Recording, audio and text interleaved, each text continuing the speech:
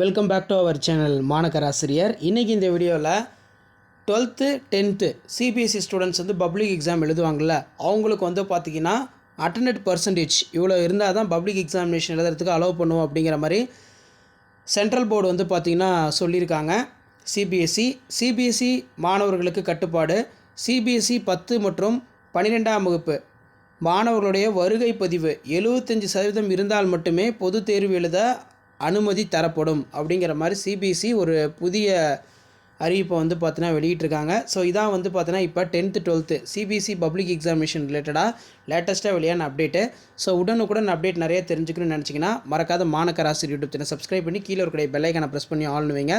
So education ரிலேட்டடாக information எல்லாமே நம்ம மாணக்கராசிரியர் யூடியூப் சேனலில் உடனுக்குடன் தொடர்ந்து அப்டேட் பண்ணிகிட்டே இருக்கோம். ஷேர் பண்ணிட்டு பாருங்கள், சப்ஸ்கிரைப் பண்ணிட்டு பாருங்கள் மாணக்கராசிரியர் யூடியூப் சேனல். ஸோ அடுத்தடுத்த வீடியோவில் ஸ்டேட் போர்டுக்கான பப்ளிக் எக்ஸாமினேஷனுடைய அப்டேட்டு டைம் டேபிள் வந்து எப்போ வரும்னு சொல்லி ஒரு வீடியோ அப்டேட் பண்ணுறேன். ஸோ ஷேர் பண்ணிட்டு பாருங்கள், சப்ஸ்கிரைப் பண்ணிட்டு பாருங்கள் மாணக்கராசிரியர் யூடியூப் சேனல். தொடர்ந்து உங்களுக்கு தேவையான இன்ஃபர்மேட்டிவ் எல்லாமே நம்ம சேனலில் வந்துக்கிட்டே இருக்கோம். தேங்க்யூ.